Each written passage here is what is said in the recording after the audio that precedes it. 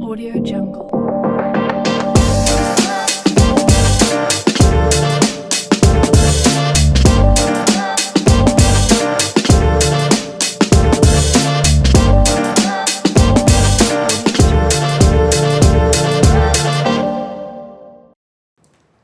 Magandang buhay mga kapatid and welcome to Hapag Talks.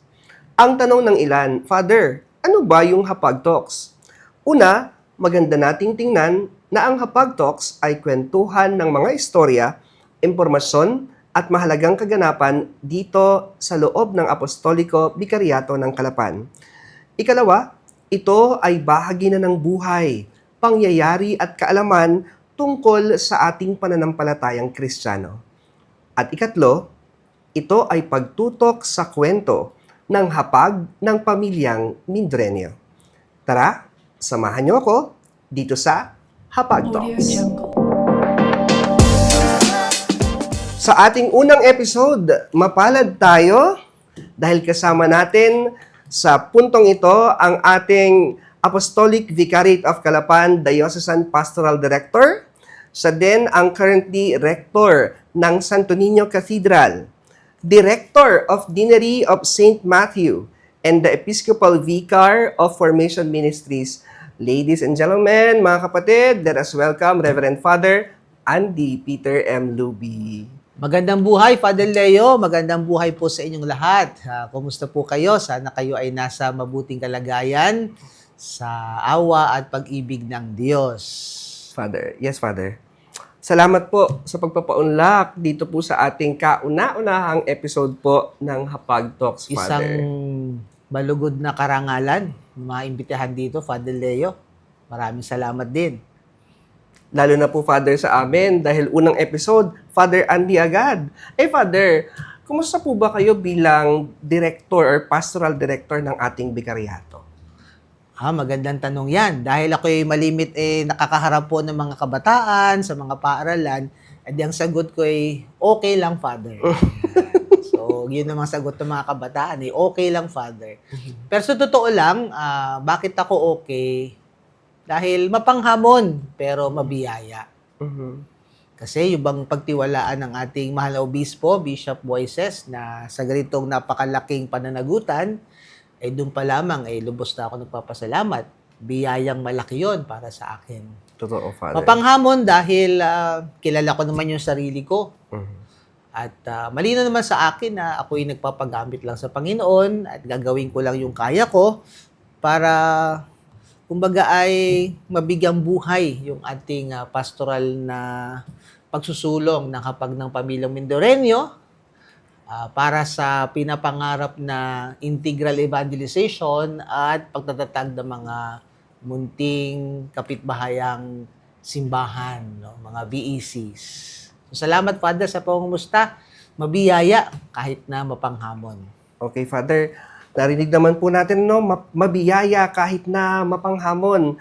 Dahil po dito sa aming Apostoliko Bikaryato ng Kalapan, napakarami po at napakaganda ng mga programa. At ito po ay, ang core program natin, Father, ay tinatawag nating Hapag ng pamilyang Mindoreño. Yun. Kaya nga po, sasamahan nyo kami sa lahat ng aming kwentuhan dito po sa Hapag Talks tungkol sa HPM program. Father, isa pa pong tanong, kumusta po yung pagiging rector dito po sa Santo Niño Cathedral? Isang dakilang biyaya din to para sa akin. No? Tatlong dahilan. Una ay matagal din akong nasa loob ng seminaryo, 17 years. At yung maibalik sa pastoral na buhay ay talagang sobrang biyaya sa akin at ikinagagalak ko. Pangalawa, sa pagtitiwala ng ating mahal na obispo, dito ako binalik sa Calapan. Ako'y taga rito. Dito ako bininyagan, kinumpilan, of course, inordinahan dito sa Santo Niño Cathedral Parish. Kaya I feel at home. Kaya yon, isang biyaya na makabalik dito. At pangatlo na karanasan ko dito sa cathedral for the past 3 months, no? 3 months na, no? Since nung tayo ay nagkaroon ng general shuffling, ay sobrang kakahanga yung aktibo at commitment ng mga leader like ko dito. Tapos, ang sarap din nung samahan namin, yung suportahan ni Father Willie Abbas, saka ni Father Muy Bien. No? Yes, Father. Kahit ang dami kong mga iniisip, dami kong pinagkakabalahan, naandyan sila na talagang sumusuporta. Kaya gumagaan yung aking buhay. Naalala ko, Father, dito sa cathedral, pati ang mga tao, masarap pakisamahan, hindi po ba? Amen. Amen. Oh. Father, isa pa pong tanong, dahil ako po, in love ako nung ako'y naging spiritual director and assistant director ng parochial school. Kukumustahin ko po kayo, kumusta po ang mga parochial schools na inyo pong hinahawakan bilang director, Father? Makulay. Kasi iba't ibang larawan ng pagkapaaralan, no? Yes. Of course, alam natin, yung Holy Infant Academy, no? Siya yung pinakaunang parochial school natin at hanggang ngayon naman talaga ay nangunguna, no, sa maraming bagay. At ang hamon nito ay talagang mapanatili yung quality Catholic education that, of course, Holy Infant really exhibits, no? So, yun yung... Of course, narin yung Baco Catholic School na ang haba din ng kasaysayan. In fact, magsa-celebrate na kami next year ng BCS ng 60th, no, founding anniversary. So, we're preparing for that. No? And then, yung Puerto Galera Academy, yung PGA, no? Nakakabawi na siya mula doon sa pandemic. At ang kakahanga sa PGA, yung mukha nito ay talagang yung mga kabataan ay aktibo. Saka yung environment din, no? Na sila yung more exposed sa talagang, alam natin, Puerto Galera is a tourist destination. Kaya yung mga kabataan din dito talagang kitang-kita mo yung confidence nila. So it's a matter of really building up, no, yung confidence nila. Of course, yung pinaka-cute, maliit, pero kakahanga naman yung kanilang community life, no, yung kanilang unity. Ay di yung Northern Mindoro Academy na maliit siya, talagang struggling. Pero ang blessing naman ito ay talagang naroon yung kanilang family spirit, no. So makulay, no. At mapanghamon din kasi we're speaking here of thousands of young people, no. Yes, Thousands Father. of, mga bata. So yung future talaga nila ay napakahalaga na mahubog sila ayon sa pananampalataya at ayon sa kung paano ba maging isang tunay na Kristiyanong Katoliko. Father, alam niyo po, with that kind of leadership and also spirituality, naniniwala po ako na malaki po yung inyong may aambag dito po sa ating Apostolico Vicariato ng Calapan. Father, gusto ko pong puntahan dahil po may ginaganap po tayo ngayong 2024. And it is a 3-year program para po dito sa ating Vicariato. Yung 75 years po ng ating Vicariato by 2026. Yes. Father, pwede po bang pakipaliwanag, paki-inform po kami ano po ang meron doon sa 3 taon at doon sa mismong 75th anniversary po ng ating Vicariato. Mga minamahal na mananampalataya, mga kapatid, Father Leo, no?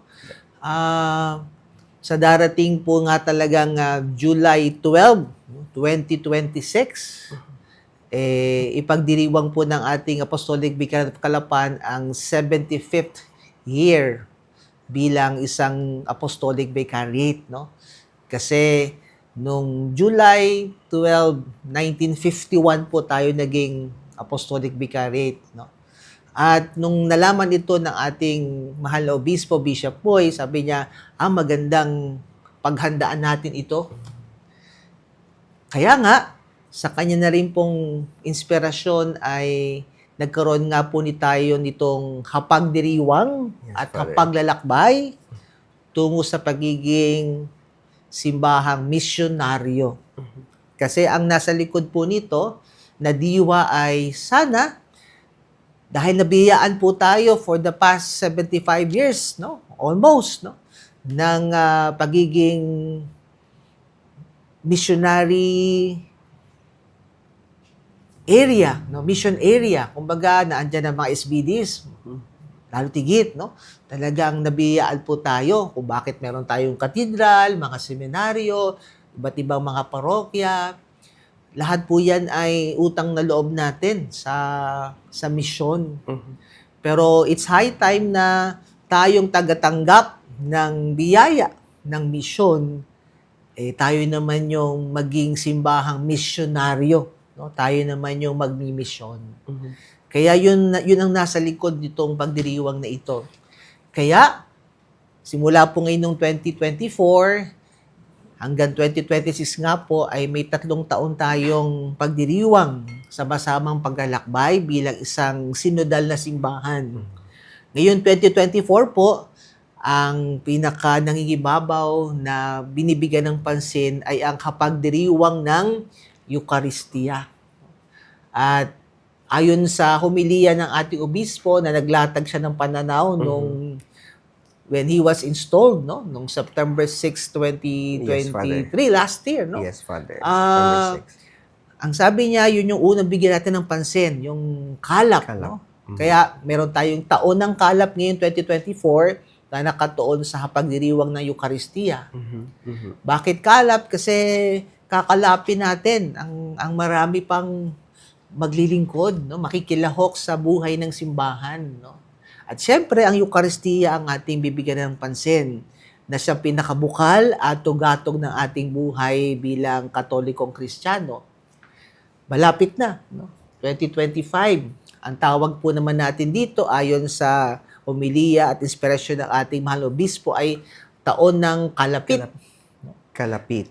At ang ipagdiriwang natin ay hapagdiriwang ng salita. No? Salita naman ng Diyos ang bibigyan natin ng pansin. At sana ang maglalapit sa atin, sa Diyos at sa bawat isa, kalapit nga ay ang salita ng Diyos. Okay. No? Yes, So, Father. yun yung maglalapit sa atin, magbubuklod sa atin para higit tayo maging isa at nakikilahok. So, kaya taon ng kalapit at pagdiriwang ng salita ng Diyos. No? Yung 2026, ito naman yung hapagdiriwang ng hapagkainan. No? Na ang bibigyan naman po natin pansin dito ay yung taon ito ng kalapad. No? Papalaparin natin ang ating simbahan. Hindi ibig sabihin na yung struktura, kundi yung simbahan na sana ay higit nating maabot yung mga nasa laylayan, nasa balisbisan, kumbaga, at syempre yung ugnayan sa lipunan. Kaya more on social ministry, social evangelization. Pupunan natin yung hapagkainan, no? Na sumisimbolo ng material, no? Na pangailangan ng bawat pamilya. Kaya yung social evangelization o social ministry po ang bibigyan natin ng pansin dito sa pagdiriwang ng kainan, ng hapagkainan. Sisiguraduhin po natin na bawat pamilya may pagsasaluhan. So, hindi lamang sa loob ng simbahan, hindi lamang yung salita ng Diyos at Eucharistia, dadalo ito sa hapagkainan ng bawat pamilya. Kaya, kompleto Ricardos, na ito po ay bahagi nga po noong 3 tungko ng hapag ng pamilyang Mindoreño sa inspirasyon naman, of course, ni Father Willie Villas. Yes, Siya yung nagbigay ng konkretong mukha dito sa ating pastoral program na ito na HPM. Kaya sana, excited po lahat tayo. Sana mas marami tayong makalap. Magkalapit-lapit po tayo. At higit sa lahat, ay mapalapad natin ang karasan natin bilang isang pamilyang simbahan, no? Na we are open to everyone, no? Lahat higit yung mga nangailangan, yung mga kapuspalad po nating kapatid, sila rin ay ating mabigyan ng pahalaga at pansin, no? Dito po sa 3 taong ito na paghahanda para nga tayo ay maging isang simbahang misyonaryo. Nagmimisyon na, hindi yung tagatanggap lang. Yes, Father. Kundi tayo naman ang magbibigay. Wow. Father, napakaganda po ng inyong sinabi tungkol dun sa kalap, kalapit, at kalapad. Yung inyo pong paliwanag ay talagang maiintindihan ng bawat isang nakikinig po. So, thank you po sa pagbabahagi na ito, Father. Kukumustahin naman po namin ng kaunti, Kumusta naman po ang atin pong obispo?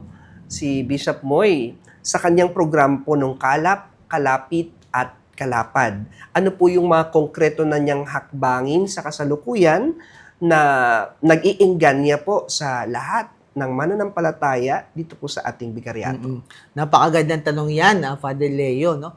Alam nyo, napakalaking biyaya po sa atin si Bishop Moy Cuevas, no? Unang-una ay talagang visionary, may magandang pananaw, at talagang niyakap po niya kaagad yung ating pastoral program, yung Hapag ng Pamilya Mindoreño. At ito nga po, para maihanda tayo dito sa bagong mga assignment, paso assignment ng mga pari. Alam niyo po ba, ilang buwan yun, talagang nag-pastoral visit ang ating mahal na obispo. Grabe po yung ganyang ginawa. Kasi gusto niya na makilala kaagad-agad ang kanyang mga pari at magkaroon siya ng pagkakilala din sa mga bawat parokya, chaplaincies, and mission areas, including ang mga schools natin. At hindi lang yung bahagi po ng pastoral visit ay naroon din po yung ugnayan niya sa mga political o public servants natin. No? So, ang laking bagay po nun kasi ang mismong ating obispo nagkaroon ng pagdama at pagkakilala sa kalagayan ng ating bikaryato. So, yung pa lang po ay malaking bagay na. At yun yung pangunahing, kumbaga, information niya na aside from lagi po siyang nagnadasal, nagde-discern, ito yung naging basihan niya doon po sa paglalagay sa aming mga pari, sa aming mga kanya-kanyang pastoral assignments ngayon. So, isang obispo na lapat at bumabad agad. Opo. So, matindi po yun. Doon sa kalapit, kalap, at pagpapalapad ay naroon na kaagad. No? Doon ba lang sa pastoral visit niya. At yun yung ating pong, kumbaga, ay tinutuntungan. At nung huling meeting namin, no, ng Curia, naglatag po siya sa kanya ng kanyang mga priority agenda, no, pastoral agenda. So ano-ano 'yon? Syempre number 1 po ay yung pagtatatag nga po ng kapitbahayang simbahan, yung BAC. Yung pa rin talaga po ang gusto niyang mangyari.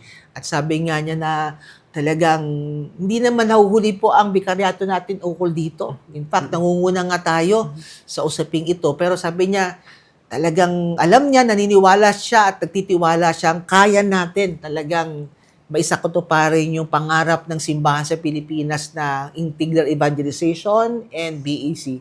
Ganun po yung matinding pagtitiwala niya sa atin. Kaya talagang nandun yung pangunguna siya at pagsuporta niya dito. So, BEC yung agenda niya. Pangalawa po, ang ganda, no? Foundational. Sabi niya, bigyan ng pansin yung mga bata. Kaya ang gusto niya, munting alagad ni Kristo, no? Father. Yung mga bata. Pangatlo po, ay kabataan, youth. No? Youth. Kaya naman, kitang-kita po yung kanyang all-out support sa ating youth ministry program. Yes, no? Father. Yes. Pang-apat, sabi niya, yung mga kalalakihan, mga tatay, bigyan ng pansin. Kaya sabi nga, kasi ito yung pong malimit, yung mga tatay ang parang medyo hindi talaga malapit sa simbahan, di ba? Pero gusto niyang, ito yung mapalapit, ito yung makalap, itong mga tatay. Kaya yung samahan ng, kumbaga, ni San Jose, ni St. Joseph, yun yung kanyang gusto sanang maitatag dito sa ating bikaryato. At panghuli pong agenda niya ay yung ubas. No? Yes, Father. Yan yung ugnayan ng barangay at simbahan. So, nakikita kasi po niya na talagang iisang naman yung pinaglilingkuran natin. At yun, napakalaking tulong kapag ka ang simbahan at ang barangay, siyempre, yung pamahalaan ay nagkakatuwang para itaguyod ang kagalingan ng lahat. So, kaya ako dito sa parokya sa katedral, bagamat halos yun din naman yung gusto ko, pero ito mga agendang ito, sabi ko, ito yung pinagsisikapan din namin bilang pagsuporta sa ninanais ng ating mahal na obispo. Okay, Father. Maraming pong salamat. Napakaganda po ng ating first episode sa pangunguna po ng ating minamahal, Reverend Father Andy Peter M. Luby. At marami po kaming natutunan, Father, sa araw na ito, sa inyo pong mga binahagi, lalong-lalo na po dun sa 3 taon na mga hakbangin patungo sa ating 75th anniversary ng Apostoliko Vicariato ng Calapan. Ganon din po ang mga programa ng Hapag ng Pamilyang Mendoreño at ngayon po, yung 5 prioridad ng ating minamahal na obispo. So with that, Father Andy, kami po ay nagpapasalamat sa inyo sa pagbibigay po at pagpapaunlak ng oras para po sa ating Hapag Talks. Baka po may nais kayong mga huling pananalita para po sa ating mga nakikinig. Una-una po ay nagpapasalamat ako kina Father Leo sa inyo pong mga naging kasama natin dito sa Hapag Talks, no? More blessings, more power to you, Father Leo, at sa mga kasamahan mo sa Diocesan Social Communications natin. Yes, Sana mas mapaunlad pa natin ito. At yun po, sana naroon po yung ating excitement, no? At sa tulong at biyaya ng Diyos, tayo naman po ay nagpapagamit lamang sa Kanya. At nandiyan po sana kayo palagi na suportahan ang ating mahal obispo at kami po mga pari, mga leader laiko na nagnanais na maisulong, maitaguyod ang paghahari ng Diyos, no? Paghahari ng kapayapaan, kagalakan, pagmamahal at katarungan. Yan po yung nasa pananaw natin bilang bikaryato. At ang pinapangarap po natin, sabi nga, swerte tayo, meron tayo isang synodal bishop, no? Ibig sabihin po doon na nais na talagang makilakbay sa atin. Nang sa ganon, yung pong pangarap ng simbahan na tayo ay mabuklod at lahat halos ay nakikilahok at sama-sama nagmi-mission. Yun yung communion, participation at mission ay sana po ay mangyari, no? Dito mismo sa ating lokal na simbahan. Samahan niyo po kami, magkasama-sama po tayo. Sama-sama tayo maglakbay, no? Tungo sa pinapangarap ni Jesus na isang buhay na ganap at kasiyasiya. Once again, maraming salamat, Father Leo. Thank you po sa inyong lahat. God bless you po. Thank you po, Father Andy. At maraming salamat po sa inyong lahat. Muli po, hanggang sa susunod na pakikiniig dito sa Hapag Talks. Cut.